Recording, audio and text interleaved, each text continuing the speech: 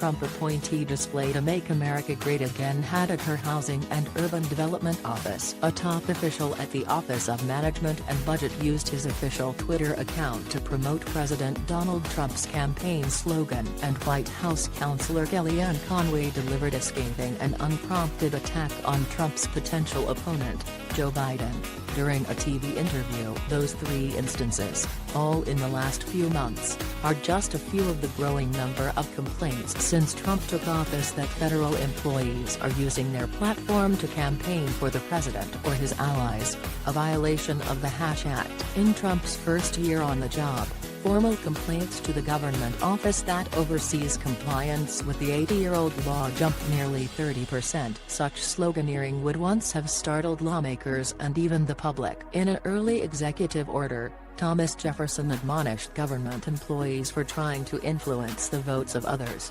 calling it inconsistent with the spirit of the Constitution. Nearly a century and a half later, Congress made it official with the Hatch Act, hoping to quell concerns that the powerful Franklin D. Roosevelt-era Democratic machine was using government workers to sway elections. But increasingly, the public, and watchdog groups say, the Trump administration merely shrugs at such activities, representing another political norm trampled during the president's tenure. It's concerning advocates who say the rise in complaints reflects broader ethical lapses in the Trump administration, including staffers spending staggering amounts on travel, promoting the president's businesses and failing to file legally required financial reports. There's a message from the Trump administration that even if it's a criminal law, maybe they don't take it seriously, said Virginia Cantor, chief ethics counsel at Citizens for Responsibility and Ethics in Washington, who served in the office that looks into potential Hatch Act violations during the Obama White House. All they care about is keeping the boss happy. The White House declined to comment. So far,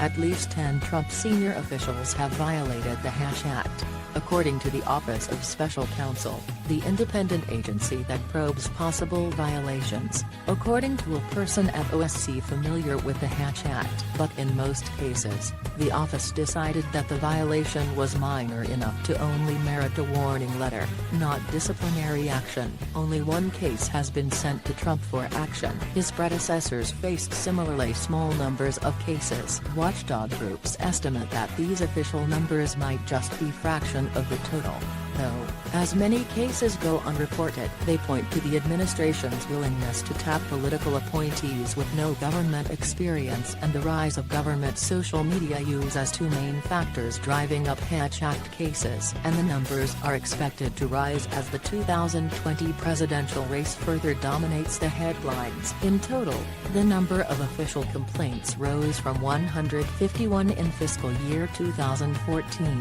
the first year after Congress significantly narrowed the criteria for violations, to 253 in fiscal year 2017 and 263 the following year. OSC already has received 177 complaints in fiscal year 2019 with more than 4 months left to go. Nick Schwellenbach, who used to work at the Office of Special Counsel and now serves as Director of Investigations at the Project on Government Oversight, said more attention is being paid to the Hatch Act during the Trump administration in part because of the number of cases involving high-level appointees like Conway. Those cases made people much more aware of the situation, he said. But people have seen those cases, and they don't see people penalized or disciplined in any way at all. The law, enacted in 1939 and named for New Mexico Senator Carl Hatch, takes aim at behavior that could include tweeting political messages,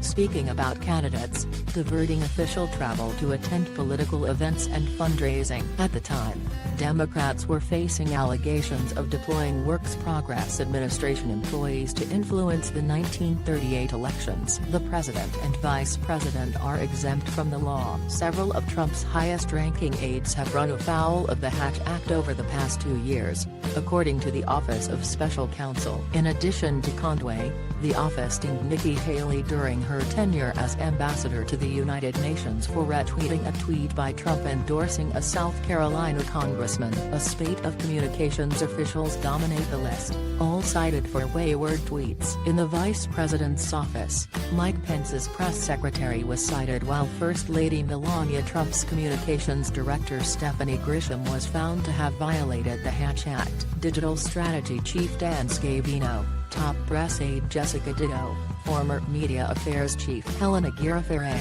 ex-deputy press secretary Rod Shaw and Jacob Wood, the No. 2 communications officer at the Office of Management and Budget, also made the list, as did Trump's executive assistant, Madeleine Westerhout, all for tweets. The office also concluded that Michael O'Reilly, a Federal Communications Commission commissioner, violated the Hatch Act when he advocated for Trump during a 2018 speech at the Conservative Political Action Conference. American Oversight, which formed to hold the Trump administration accountable, filed a complaint against former acting Attorney General Matt Whitaker, which the group said received political contributions while a federal employee. OSC opened an investigation but closed it when he left government, according to letters sent to the group. Separately, Pogo filed a complaint in November 2018 against Agriculture Secretary Sonny Perdue for appearing to endorse an incumbent congressman during a speech last year. The group has not been notified of the case's status. It's difficult to compare the number of Trump employees who violate the Hatch Act to those of his predecessors because Congress significantly narrowed the criteria for violations in 2012. In total,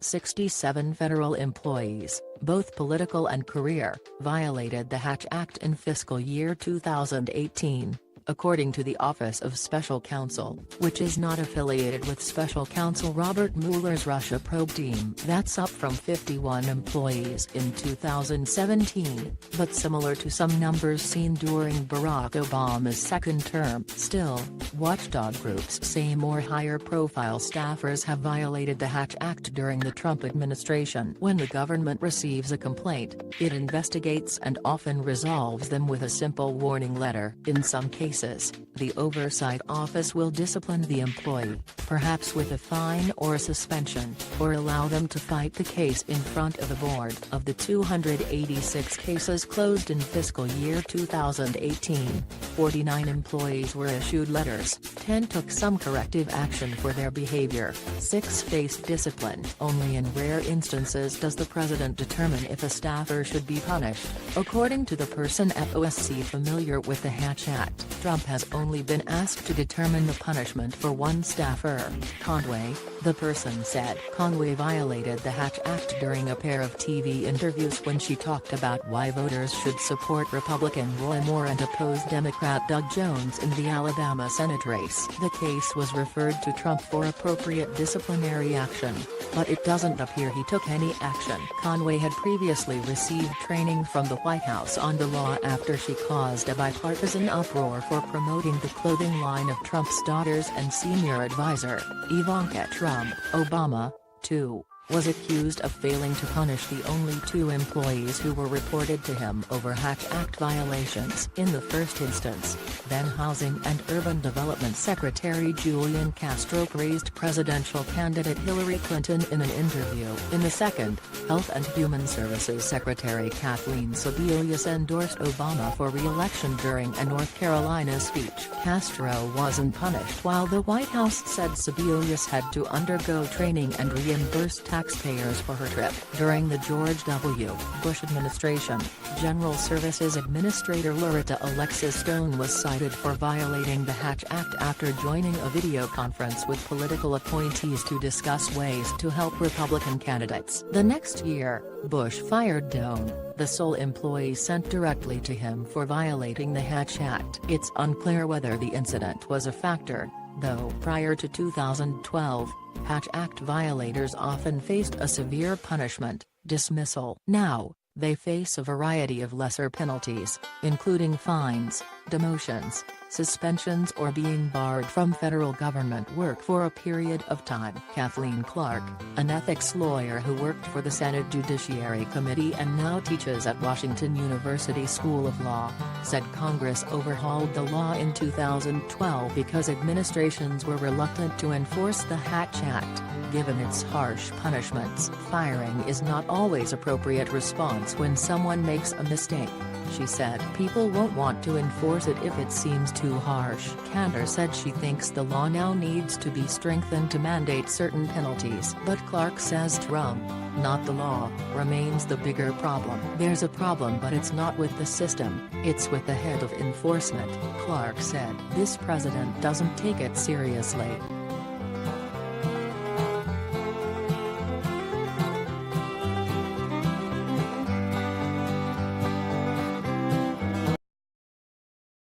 Yeah.